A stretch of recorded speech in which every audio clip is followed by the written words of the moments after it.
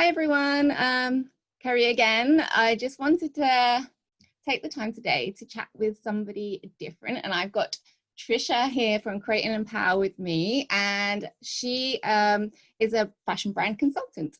And I'm going to pass it over to you, Trisha, to introduce yourself a bit further.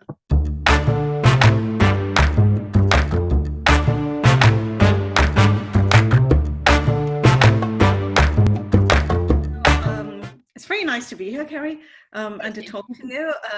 And yeah, like I was saying, so I'm a fashion brand consultant. I work with a lot of startup designers and emerging brands, helping them kind of get set up. So everything from sketch to store, really. So I help people kind of come up with their brand guidelines, think about their target customers, and then take it forward in terms of design and production. And where do you retail? How do you retail? Do you go direct to consumer, or do you build an Instagram model? So that's sort of my core business, and has been for a couple of years now. But something else that I do on the side, which I know you were very interested in, is I've set up a side of the business that helps fashion students and young graduates and sort of early career professionals navigate the fashion industry. So that's sort of more about just equipping people with the skills that they need in terms of progressing up the career ladder, landing jobs, landing raises, that kind of stuff. Which is so important. Which is lots of important things that you don't necessarily get. Yeah. So do you want to take it back to how you got to this place? So where did you start in your fashion career before you kind of got to this place in your starting this side of things? So did you do a fashion degree or Yeah, I did two actually. So I did my first degree in India, which is where I grew up. I did a degree there, worked there for a couple of years actually, then moved to London, went to London College of Fashion, studied there, got another degree, and then started working in the UK fashion industry. So I've kind of been in pretty much every function within the fashion industry that there is. So I started off working in design, and when I say design, I think I started off doing menswear, then I went into kidswear, then I went into women's wear, and I did lots of other stuff in between, which I won't bore you with. So I started with design, went into trend forecasting, and worked at WGSN and Trendstock, because I really, really believe that design needs to start with trends. I wanted to understand that before I went back to design, which was always the core passion. So then I went back to design, did that for a few years, worked myself up to sort of head of department level. And it got to a point where I was like, this can't be all there is. I need to learn more. I need to do something new. So I went into sourcing, and then business development, and then sales, and basically got end-to-end experience. So I started working with brands, and one of the things that I did in my full-time jobs was launch a women's wear brand from scratch. So what we had to do was, I was given a brief saying, can you get us a new women's wear brand? Do what you want with it. Which is the dream, to get to do that with someone else behind you. Exactly. That's amazing. Really learned, because I had to do everything in terms of the brand guidelines, design, all of that, and then get it stocked. And luckily for me, the brand was a massive success. We saw it grow 70% in just the first year. It went from 0 to 6 figures within a season and a half, which meant that the door was then open. And that's how I kind of started getting involved in sourcing, sales, business development, and got that whole end-to-end 360 degree education in fashion, really, except it was practical. It was all industry. Kind of industry practice. So in some ways, I feel like the past 12 years have just been a really long, drawn out university degree. Learning, that's all I've been doing. I think that's with everything, isn't it? You kind of every day is a learning curve of learning something new, especially in the fashion industry, because it's always changing, always developing. It's always something new to learn. Yeah. So then I decided to, I'm also a published author of fiction. And when my book was published, or it was due to be published, I was like, I need to start splitting my time better, give some time to the writing, give some time to fashion. So that's when I decided to go self-employed, and set myself up as a consultant, so I could go and achieve that perfect work-life balance that we all yeah, dream thing we're all dreaming of. Yeah. Not even close, but I'm trying. Well, I think especially when it's for yourself, like your own business, it's kind of like you kind of end up putting more time, I found, into it than you would necessarily someone else's. Yes. So work-life balance kind of doesn't always work out like the way you think it would. But it's better. Full-time jobs now, basically. Oh, so you said you did 2 degrees. So you did the one in India and you did one in the UK. Like, how did they differ? Why did you feel the need to do a second one? Was it just kind of a different angle on it, or? I think so. I think it was a different angle on it, and also fashion education is very different in India versus the UK. So in India, it's a lot about skill. It's about hard graft, and it's about learning the craft of fashion. So we did a lot of like pattern cutting, and it was a 4-year degree as well. So it was really getting down into the nitty-gritties and learning how a garment is made, learning about fabrics and learning about weaves and things. Whereas in the UK, there's more of, I don't know, it's freer in some ways, and the focus is more design, the focus is more inspiration, and I wanted that balance. Yeah. So I always knew that I was going to do 2 degrees. I feel like everyone should have done 2 degrees then, because I maybe you were leaps ahead of the students in the UK, because like from my experience, it's exactly as you say, it's more about experimenting, it's more about like kind of the design aspects, the creativity, whereas I feel like a lot of us on my degree could have done with that, with those skills that you're talking about. It's kind of that's what's lacking in the in the education coming through. I think you come out feeling like you should know more about that sort of stuff, really. I think the UK fashion education system doesn't tend to focus that much on industry, whereas the one in India focuses only on industry. So I was just like, I'm just going to go get myself a balance. I think that's such a good idea. Yeah, I think that's great. So and so that was your kind of like thought process of why you decided to do it. And were your expectations met when it came to the UK degree? Did you feel like it kind of ticked all your boxes that you wanted to? I absolutely loved it. I loved being in London and working, going on internships and sort of learning about fashion in London. I just absolutely loved it, clearly, because I'm still here 12 years later. No, more, like 14 years now. No, I absolutely loved it. It met my expectations, and that I knew that it wasn't going to be as skill-based or as technical skill-based as it was. So I was under no illusions in that sense. I knew what I was coming here to get, because I had half of it already. But I do appreciate that it can be difficult for people when they go in thinking they're gonna get everything, and they just kind of don't. Yeah. Did you find that with a lot of people that you've been like working with, like on the side, your other side of your business?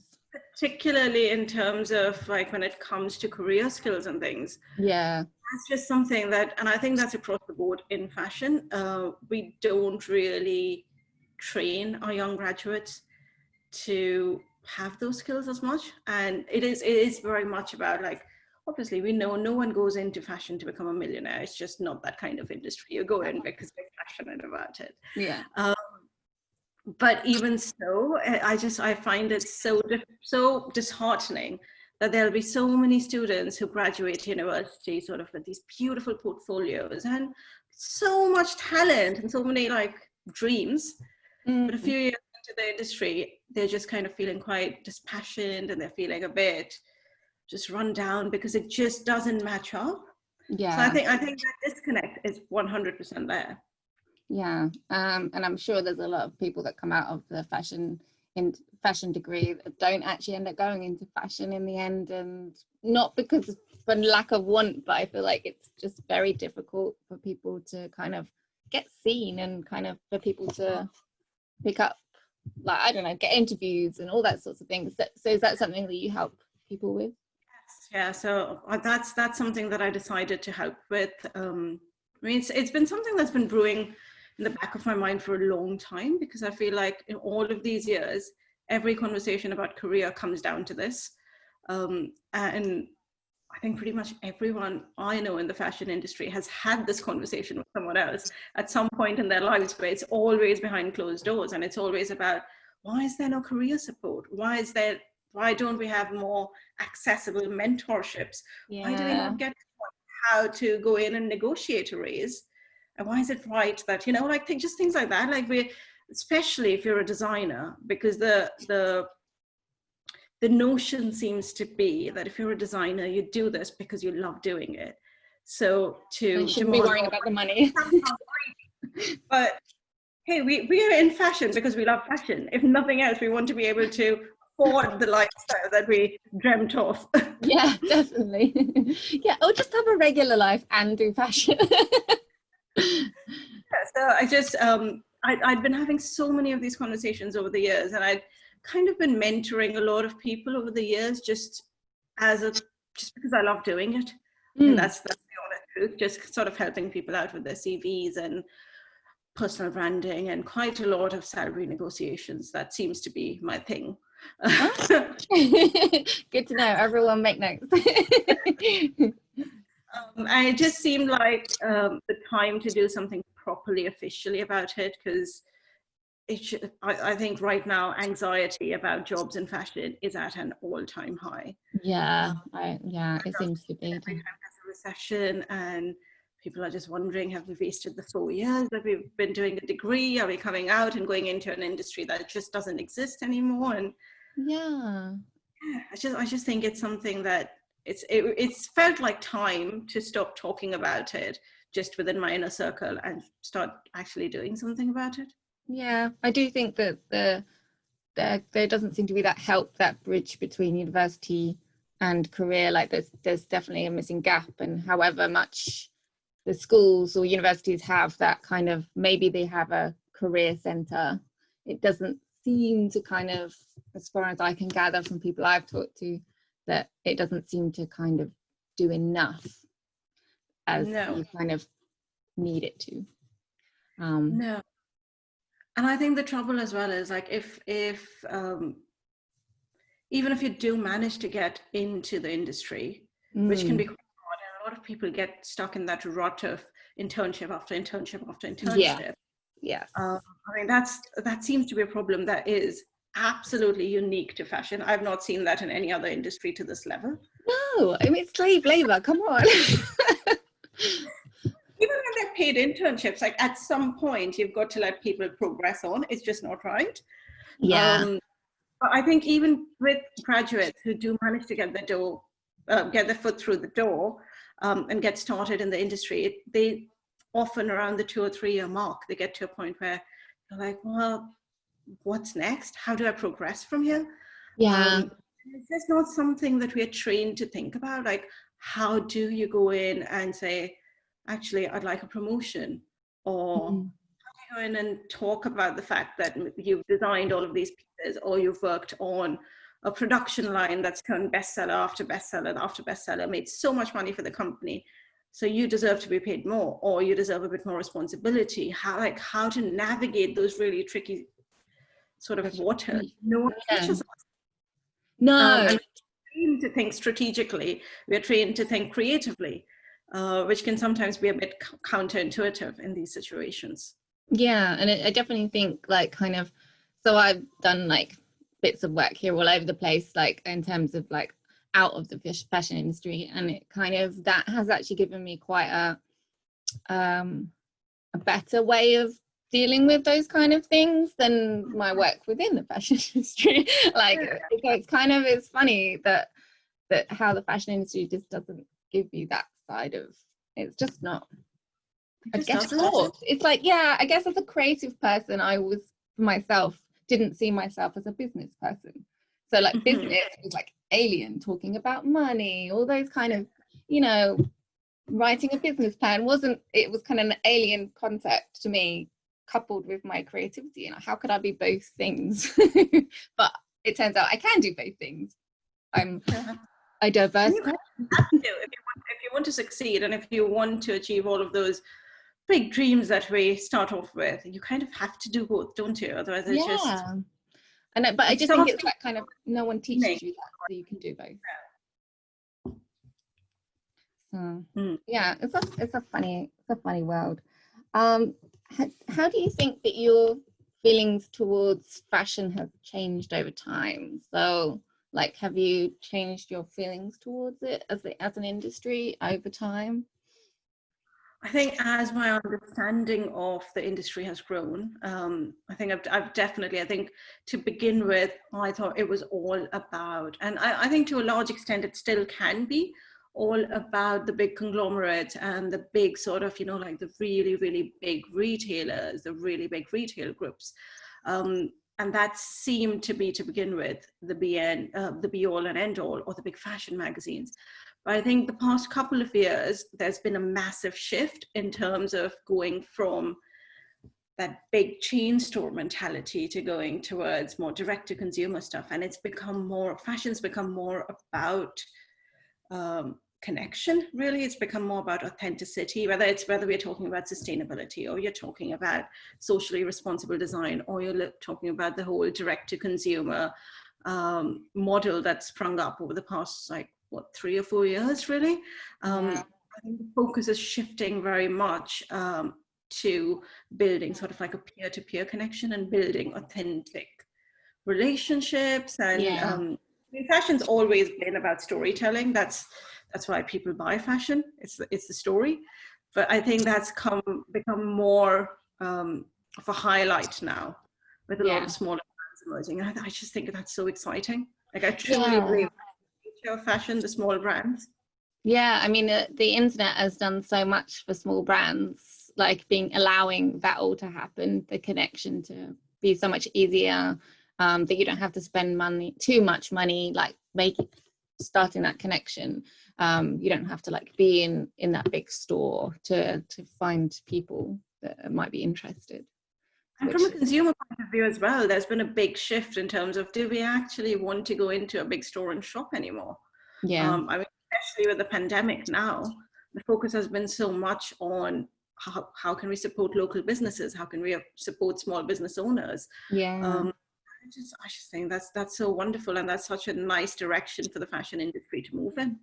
I think it's really good for both ends, consumer and the industry. It really needed that kind of change.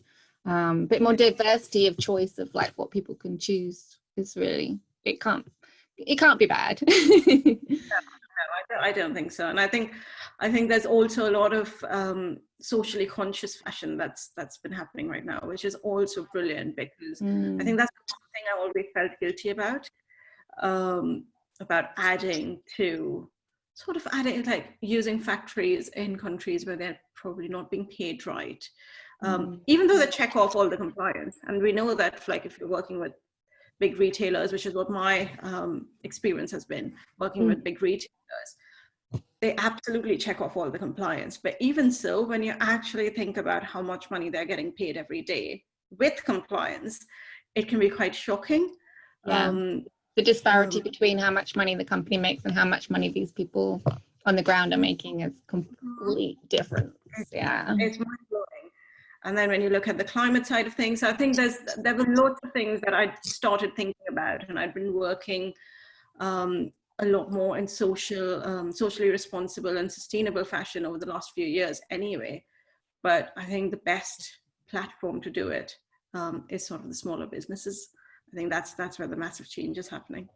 Yeah, definitely. And it's a lot more manageable in a smaller business to kind of know that you're you can keep a lot of checks on things. I think personally a lot easier than as a big company. You have a lot more people invested in it in a big company that want to just look at the dollars or the pounds. Have you had any challenges in terms of when you maybe went into the fashion industry working for companies, or any challenges when you've branched now into your own business? Is there anything that well, the challenges on both sides, but I think it was definitely like getting into the fashion industry, breaking in was difficult. I graduated from London College of Fashion in the last recession. Oh. So that was like literally left university and all of the companies are just slashing jobs, announcing mass redundancies. I was just like, what am I going to do? Didn't know anyone in London. I knew a few people from university, obviously, but I'd only been in the country 2 years. So it wasn't like I had a huge network to rely on. I needed a job and I needed a visa. So it was like, I felt like it was hard enough being a graduate in that climate. But for me, I had to get a job where they would be happy to sponsor me to stay on as well, which felt like, oh my goodness. Oh my God, I can't even begin to tell you. Like, I was so stressed those last few months of university. And it felt like this absolutely insurmountable mountain, because I was like, no way, why would anyone want to, one, hire me, and two, get me a visa? Like, who does that? Turns out people do. You were obviously everyone wanted you. There you go. You were very desirable. I think the challenges, they do keep coming up, and throughout my career I've had that. Like, I've had other instances where I've tried things and they haven't worked, or I've tried going into jobs and they haven't necessarily worked out as well as I would have hoped. It was only towards the first few years, I think, were really difficult while I was trying to find my feet and work out how the hell this industry even works.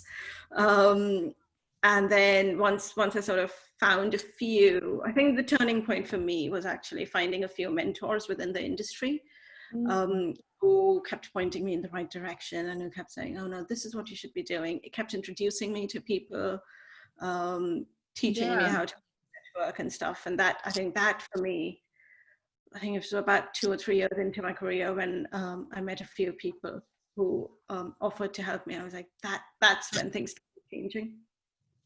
Yeah, I think mentorship is something that isn't really talked about in the fashion industry at all. And I think it's such an important tool that people need to make use of more. Or people need to like stand up and be a bit more like, there needs to be more like people claiming mentors, being a mentor, like sort of, I think that needs to be a thing that should be made a bit more official. Yes.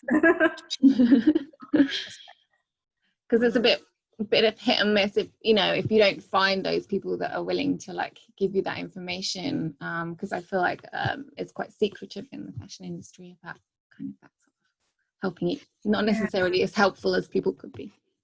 No, I think there's this concept of there's not room for all of us in the fashion industry, particularly considering how many people graduate every year and go into fashion. Yeah. You know what? A lot of people that I've met who work in fashion don't even have fashion degrees. So there is definitely room for everyone. It's just sort of letting go of that mentality and understanding that only when we support each other and help each other out can we all start to, like, your value rises with the value of your network. And I don't think enough people understand that. Yeah. And with mentoring as well, like, it doesn't always have to be people who are 10, 15 years ahead of you. Like, some of the people who I've probably learned the most from have been people who've just been a year or two ahead of me. And that often makes it easier to approach them. Like, if you were thinking about, how do I find a mentor? How do I start to build my network? Sometimes the easiest thing to do is start with people who are not 20 years, 10 years, 15 years even ahead of you. And like, in the beginning stages of your career, even a year's experience is a hell of a lot. Yeah, like I just asking the simple question, like, oh, how did you get here? What did you do? Like, like being brave and asking those things, because I think that having the confidence to say, you don't know everything. just it's okay to ask that. Like, absolutely. And the thing is that people who are quite young in their career never get asked that. So if you do start to ask them these questions, you will 100% get a response, and they're not worried about you stealing their job because they're ahead of you anyway. Yeah, exactly. So it's a win-win for everyone, because these people who have had jobs for a year or 2 or 5 years even, they feel like they're contributing in a more meaningful way than they can within the industry, because they're still pretty junior in terms of the ranks. But I mean, yeah, I think it's just a win-win. Everyone gets something good out of it, and it helps people survive in the industry. So I'm a Yeah. big, big champion for mentorships. Yeah, no, it's such an important thing for people, and I yeah, it's such a something that's been done in other industries a lot more over the years, and it's just, I think it's taking its time to get over to the fashion industry. Oh yeah, so you didn't answer. So when you've finished your career in the industry, what are your challenges? What challenges have you faced coming over to start your own business in terms of consulting fashion brands and things? Have you had any kind of...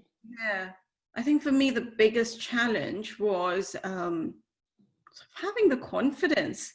It sounds really counterintuitive, because when I'm speaking to my clients, I'm all about like, no, you've got to believe in yourself, you've got to have the right mindset. But that's actually the thing I struggled with the most, believing that I did have something of value to offer, Yeah.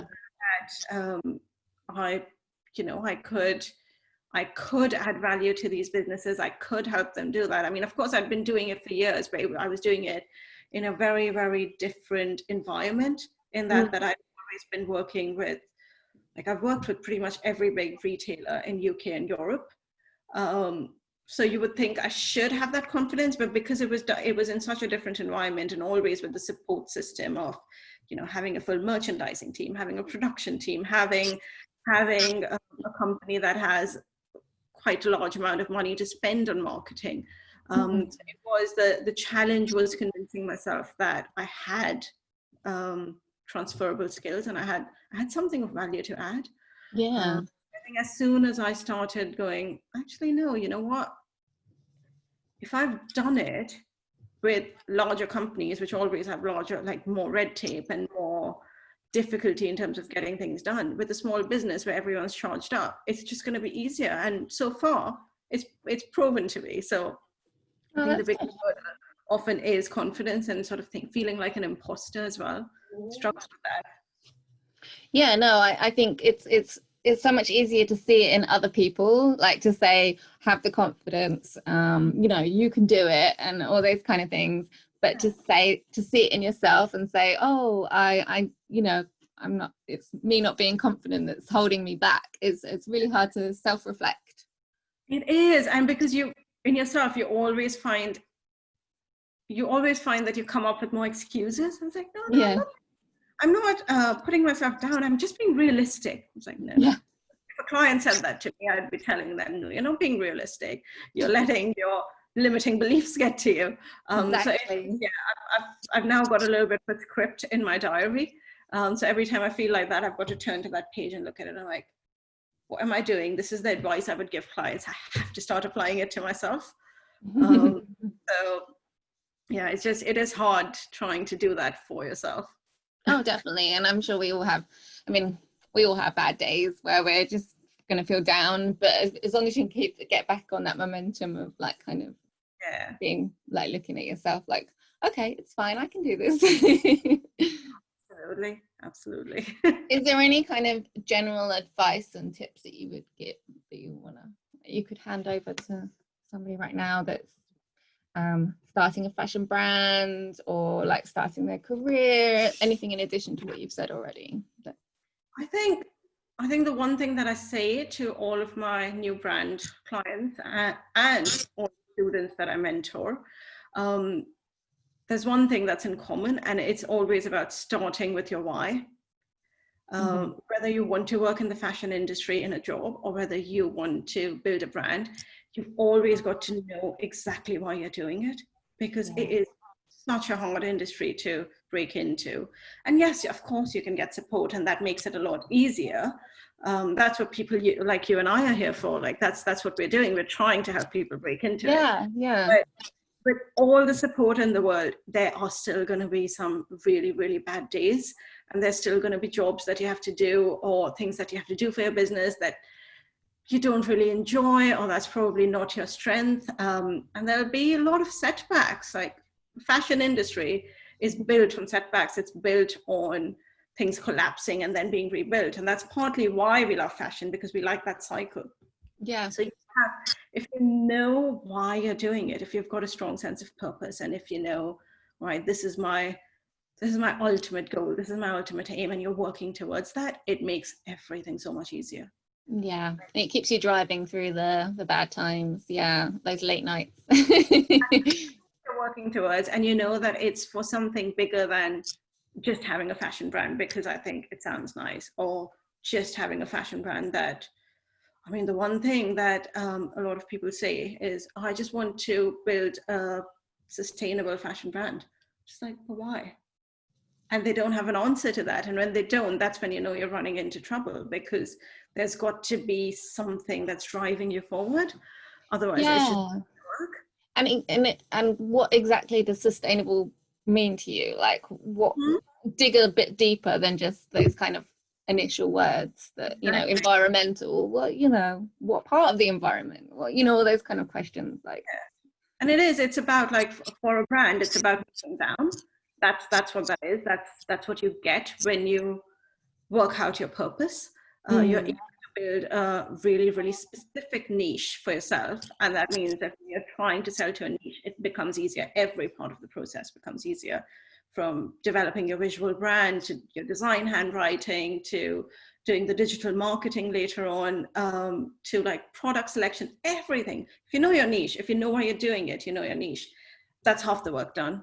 And when you're trying to build a career, again, knowing your purpose means that you can start to build a really strong personal brand that communicates your USP and like who you are and why you're different from the thousands of other, you know, fashion graduates out this year. And it's just, that's the difference between seeing success and seeing failure. I think once you get that right, everything becomes a lot easier. Kind of all just falls into place a bit. But yeah. Oh. Well, thank you so much for chatting with me today. It's been really, really nice. And I've learned a lot from looking at it from a different perspective, and I'm sure everyone listening has learned a lot from you because you've had so much experience in the industry. So I was enjoy following you on Instagram, and so other people can join you and look at your posts on there. Do you find that you get a lot of people following you there, and then kind of you get a lot of consultancy work through your Instagram posts? Most of my consultancy work comes to me, and this, again, power of network, comes to me word of mouth. It's personal recommendations and things.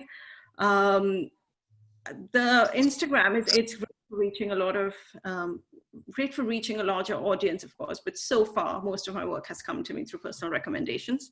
But and I think that's the way with the fashion industry, to drive forward more of the fashion career side, because I think that's the easiest way to reach a lot of graduates. And of course, like, obviously I do one-on-one mentoring for graduates as well. But essentially what I'm doing through Instagram is trying to build a free membership group where it's just about knowledge sharing. It's just about reaching, instead of the 10 people that I can coach on a one-on-one basis in a year, it's about reaching 1,000. So that's what I'm using Instagram for, to drive that message. And I do think like having that connection, a group of fashion graduates, and having that kind of network even in itself is a really good place to be. Do you know what I mean? So like sharing knowledge between the graduates and all those kind of experiences, I really feel like there isn't that transparency and that kind of, I don't, as far as I'm aware, that I could be wrong, but I don't feel like there's that kind of place for students to kind of have that. There isn't. And I think it's about, like I said, like building that network. And sometimes all you want is to talk to someone else who just gets it. Who's venting about the same things. So I think like that's something that I would have loved to have when I graduated. But also, like, the kind of things that I struggled with the first few years of my career, I'd hope like through a membership group, because now I know what worked and what didn't work. I know the things that I did wrong. And I think since then I've moved so many jobs and done so much work for so many of the biggest fashion companies that we know of.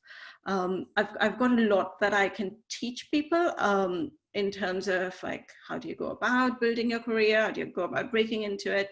So that's kind of why I've set it up, the free group, so that I can start to have these conversations and tell people that there's no need to be so despondent. There's ways around the pandemic, there's ways around not getting calls for interviews, and there's things that you can do. And of course, there's also all of those friends of mine who I'd been having these conversations with through the years.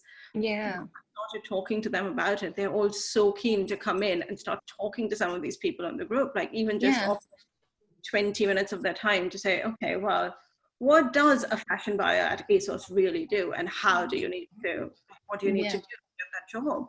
Or what does trend forecasting look like from the inside? Like, this kind of stuff would have felt invaluable to me when I was just somebody telling you what it means as a job. Like, what does that title even mean? What do you need to do? Why do I need to have a different CV for every job? Simple things. Basics, but I think it could help a lot of people. So definitely. Oh, I look forward to seeing all the crowds of people that you're going to help with. It's exciting. It's exciting. And so thank you so much for joining me here today. It's been really great speaking to you.